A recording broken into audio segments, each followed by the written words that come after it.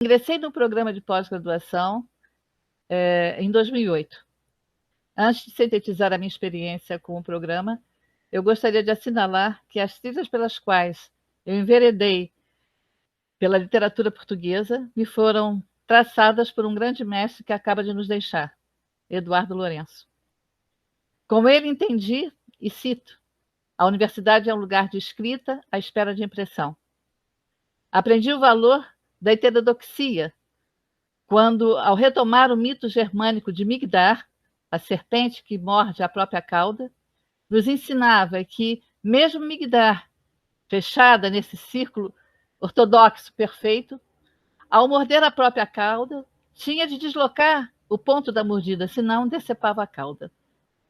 Ao mesmo tempo, percebi o próprio sentido ontológico da existência, quando nos dizia Lourenço, ou se vive poeticamente, ou não se vive, ou habitamos o mundo poeticamente, ou não habitamos. Ao definir o movimento presencista em seu artigo, A Presença ou a Contra-Revolução do Modernismo Português, me forneceu a chave para minha tese de doutoramento, Árvore e o Sentido da Modernidade na Poesia Portuguesa. As Mil Maneiras de Ver. É dele, em 1951, o artigo que abre o primeiro número da revista Árvore, cito, Esfinge ou Poesia. Em face da sua imagem ou da sua sombra, o homem realiza um dia o encontro com seus limites. A misteriosa aventura de Narciso repete-se desde a infância em frente de cada espelho. Gostaríamos de nos tocar do outro lado de lá, sem quebrar o vidro nem turvar a árvore. Eduardo Lourenço, presente ontem, hoje, amanhã e sempre. Iniciei minhas pesquisas em torno do romance português do pós-25 de abril, quando do processo de descolonização. Antônio Lobo Antunes foi o objeto da minha pesquisa.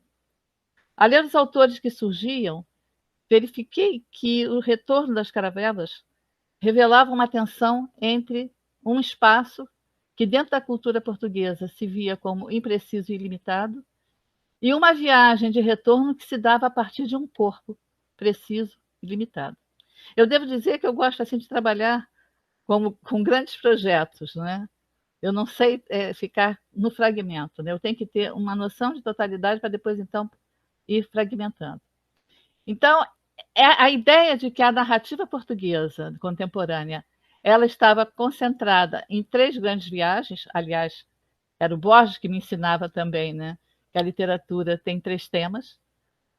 O tema de 2 pessoas que se amam, de 3 pessoas que se amam e das viagens.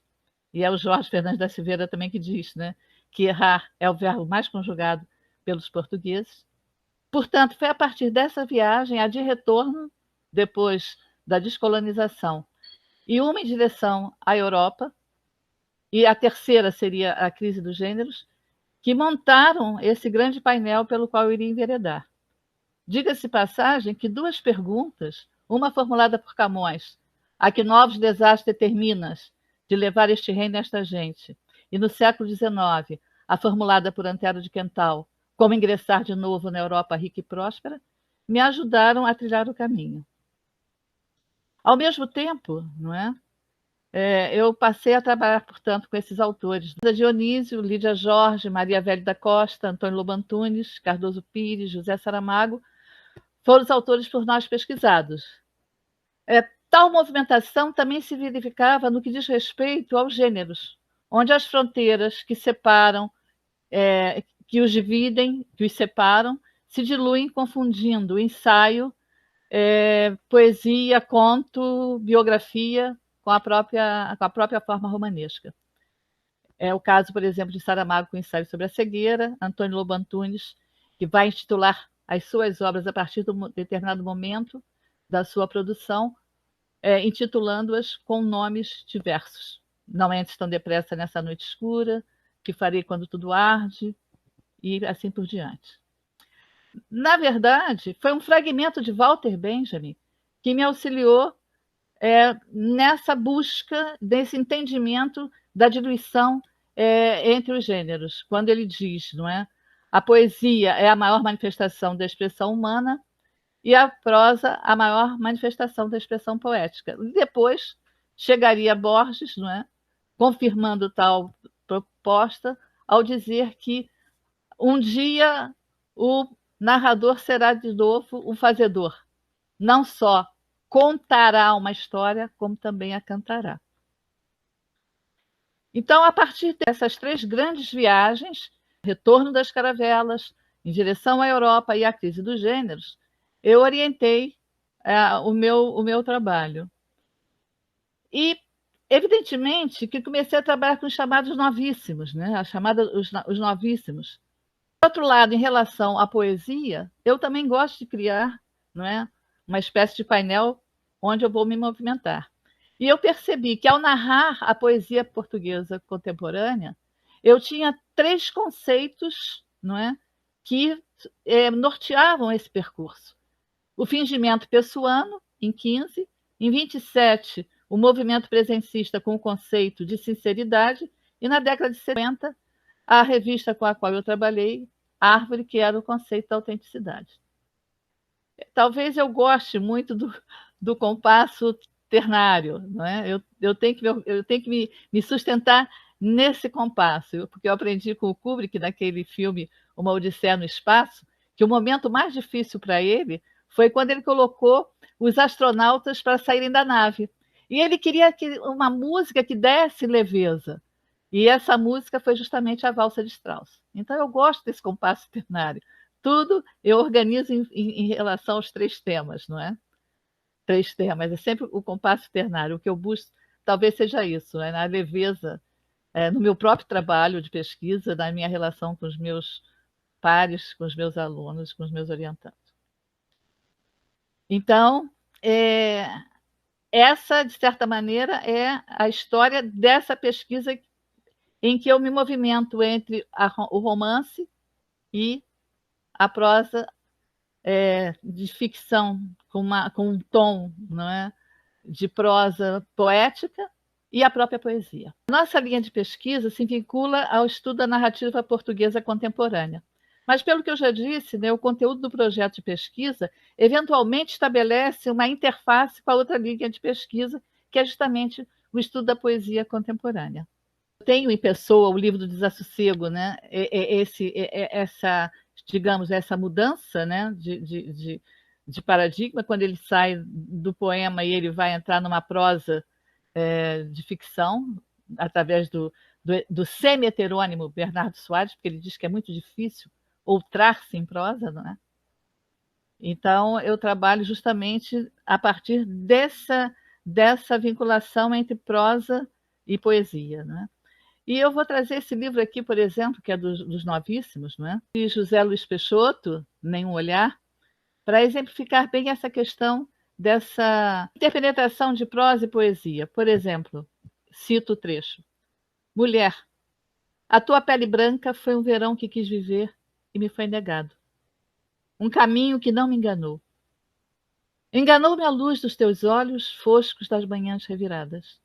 Enganou-me um sonho de poder ser o filho que fui, a correr pelos campos todo o dia, a medir as searas pelo tamanho dos braços abertos. Enganou-me um sonho de poder ser o filho que fui no teu homem e no teu rosto, no teu filho, nosso.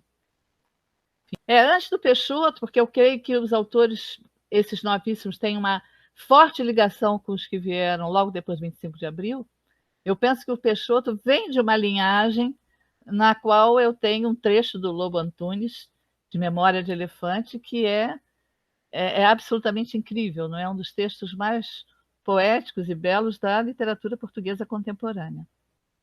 Cito, né? Amo-te tanto que não te sei amar. Amo tanto o que em ti é o teu corpo e que em ti não é o teu corpo, que não sei por que nos perdemos. Se a cada passo te encontro, se sempre ao beijar te beijei muito mais do que a carne que és feita. Se o nosso amor definhou de mocidade, enquanto os outros murcham de velhice. E se aqui neste momento, meu amor, te chamo e te espero, sabendo percebes que não virás. Do mesmo modo, como diz o poeta Molero, um cego encomentrou os olhos pelo correio, sabendo que não vão chegar. Isso, para mim, é pura poesia. Então, é por isso que eu escolho esses autores, porque talvez seja isso que eu busco, né, nesses autores.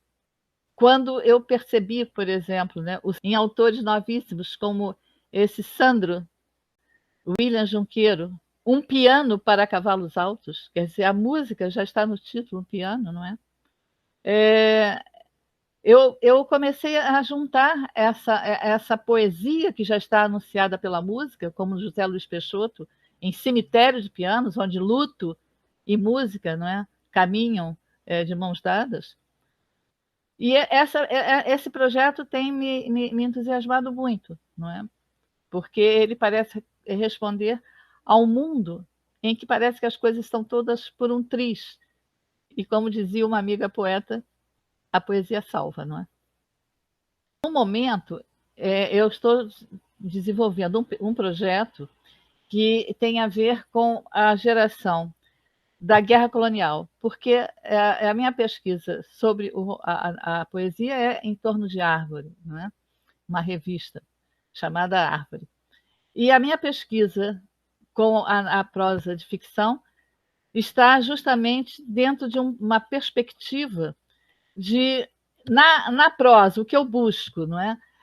É compreender como esses romances que surgem na chamada novíssima geração, eles tentam dialogar com essa geração anterior, quer dizer, esses escritores são geralmente, eles nasceram depois do 25 de abril, então eles não têm mais a questão dos grandes personagens, dos grandes temas.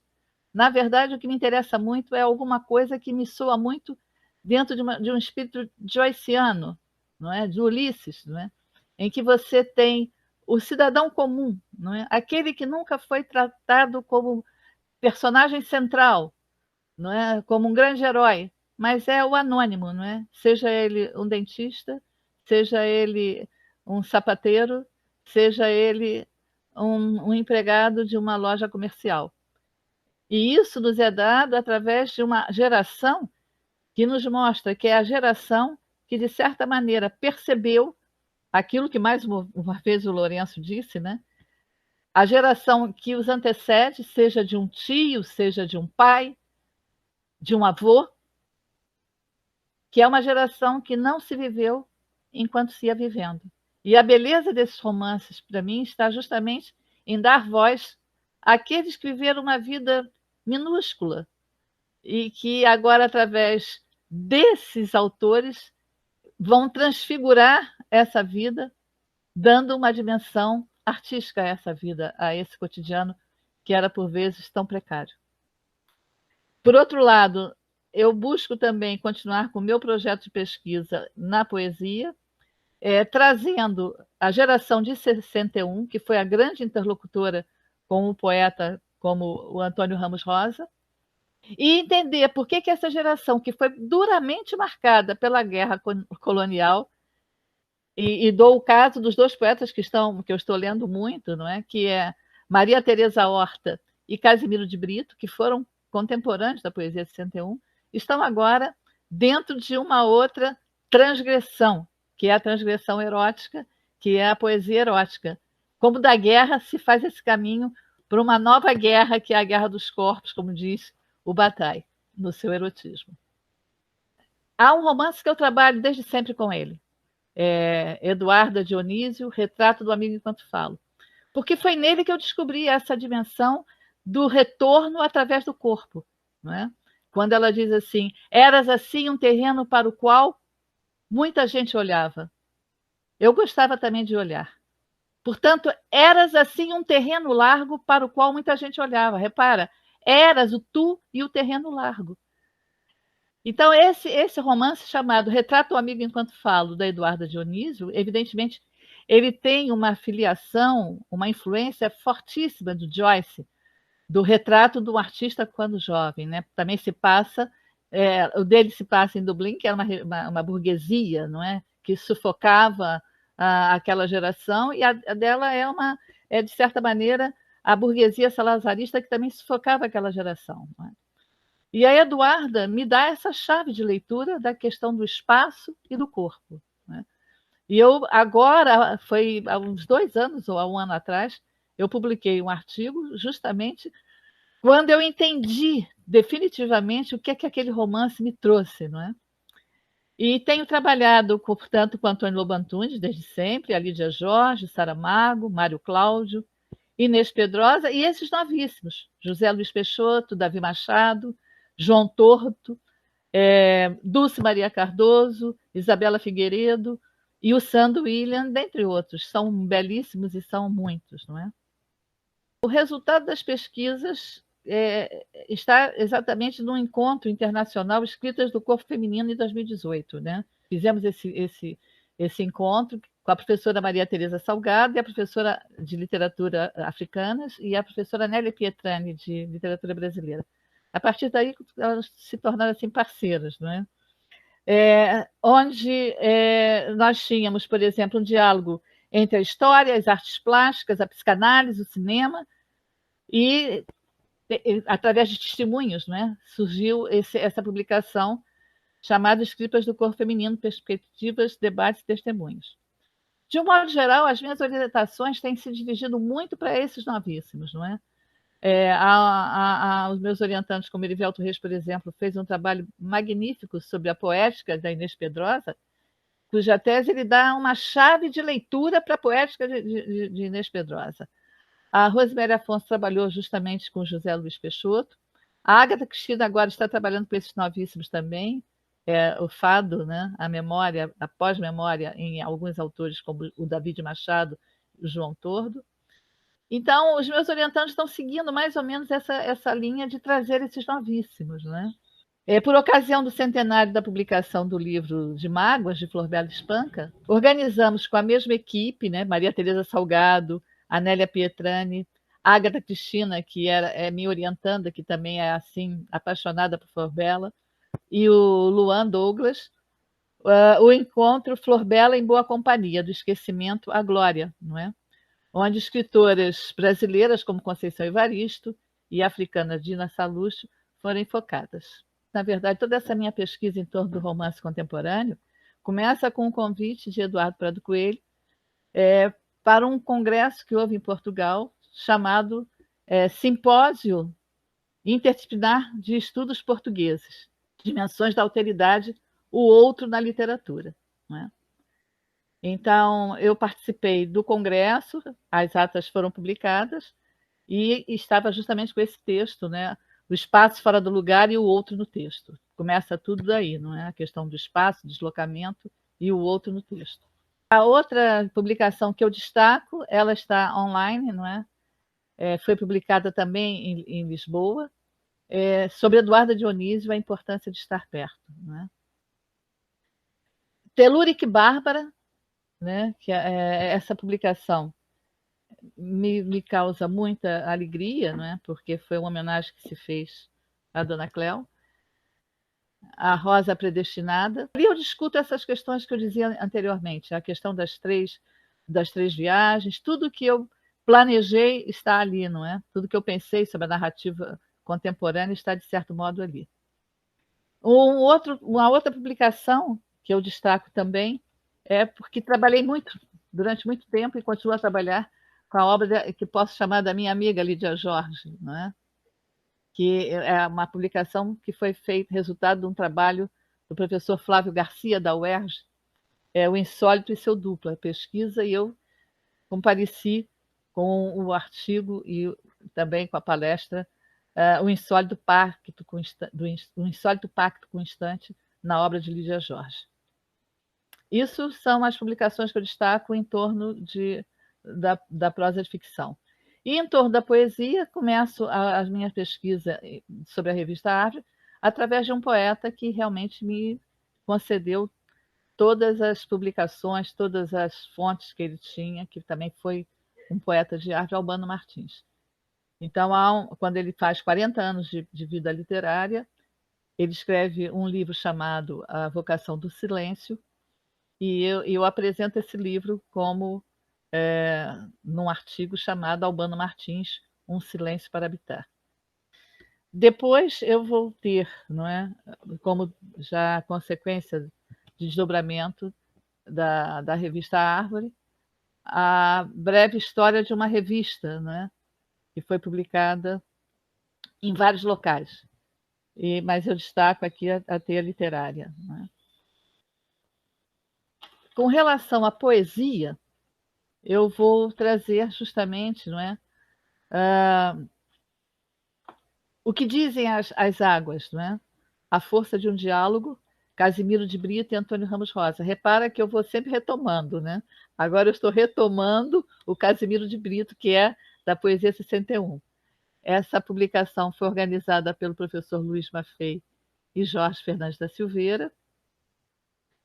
Há outro que eu considero extremamente importante, Fiamma Fiandeira, o fascínio pelo hermetismo, pela nossa revista Diadorim, do nosso programa. Não é? E aí eu apresento o resultado das pesquisas que vem desenvolvendo, dos projetos para a compreensão do romance e da poesia contemporânea.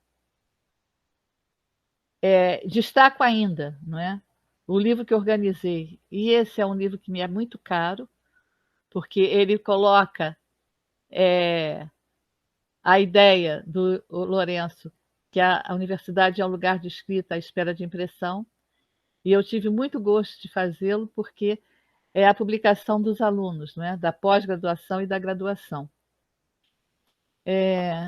E há um livro pelo qual eu tenho extremamente carinho, porque é um livro que eu pensei, é um livro que nasceu de um convite feito da minha amiga Ana Paula Moura para integrar o projeto de extensão Biblioteca Itinerante.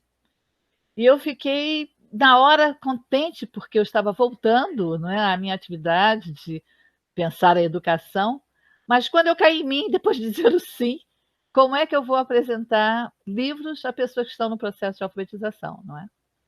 E aí eu resolvi ir para a realidade assim. Falei com ele, gente, olha só, um livro são histórias, situações de pessoas, de lugares que estão entre duas capas. E aí nasceu isso aqui. Quem gosta muito também desse trabalho é o Ari Pimentel, meu colega de hispano-americano. É um livro completamente artesanal, feito de fuxicos, ponto cruz, e é o projeto Tecido Vivo. Um projeto que tem, de certa maneira, revelado, não é? Autores. Nós estamos no momento desse projeto com autores brasileiros, né? Como Carolina de Jesus, Conceição Evaristo. E levar esses autores para a extensão, para os cursos EJA, tem sido assim algo e que eu teria que reinventar as palavras para poder explicar o que é, não é? É a tal história, eu posso contar, mas não posso dizer venha viver comigo, né? É um trabalho belíssimo que me dá muito, muito, muito orgulho de fazer. Os planos de pesquisa para o futuro que eu estou são esses que eu acabei de dizer, não é? Quer dizer, eu estou trabalhando pesquisando a poética de Maria Teresa Horta e Casimiro de Brito, me perguntando por que uma geração marcada pela guerra colonial, por acaso, chegam ao mesmo denominador comum, uma espécie de obsessão pela poesia erótica, que se encontra nas últimas obras desses escritores, e, ao mesmo tempo, trabalhar o romance, esses novíssimos da literatura portuguesa contemporânea, num mergulho, né, profundamente marcado pela interioridade, não é? Pela intimidade, e, ao mesmo tempo, como esses escritores vão conferir a essas pessoas anônimas, não é? Uma dimensão poética, expressando sentimentos que estão recolhidos, mas que eles vão reavivar e vão dar voz, não é? A minha pesquisa está sempre nesse processo de trabalhar entre a poesia e a prosa. A poesia e a prosa de ficção. Eu não faço muita distinção hoje entre os dois gêneros. Como a minha pesquisa vai continuar nesse processo do corpo, né, do discurso erótico, da dimensão erótica em Casimiro de Brito e Maria Teresa Horta, e ao mesmo tempo eu também continuo com essa dimensão, com essa busca, né, dessa dimensão do corpo, né, esse corpo que é repensado por essa novíssima geração, não dentro de uma dimensão erótica apenas, mas de uma dimensão das cicatrizes, dos testemunhos que nos são narrados, né? Eu continuo com essa perspectiva de continuar nessa parceria com a Tereza e a Anélia. E ainda na Faculdade de Educação, como eu já disse, né, eu tenho uma parceria com a minha grande parceira, a professora Ana Paula Abreu Moura, nesse projeto de educação de jovens e adultos, onde eu atuo não só na biblioteca itinerante, mas também na formação de professores. Nós formamos as equipes que vão atuar nos programas. Aos pesquisadores de outras instituições, né, ou de fora do Brasil, ou no próprio Brasil, né, em tempos de pandemia, né, em que nós estamos nos comunicando de forma virtual, eu diria que em breve nós estaremos juntos, né? Mas que não deixem, não é, de buscar, de conhecer o nosso programa, porque aqui se faz um trabalho sério, que aposta no coletivo, com pessoas marcadas por por um forte engajamento em seu trabalho, pessoas amáveis, não é, porque gostam de gostar, gostam do seu trabalho de pesquisa, enfim, pessoas amáveis porque gostam de gostar.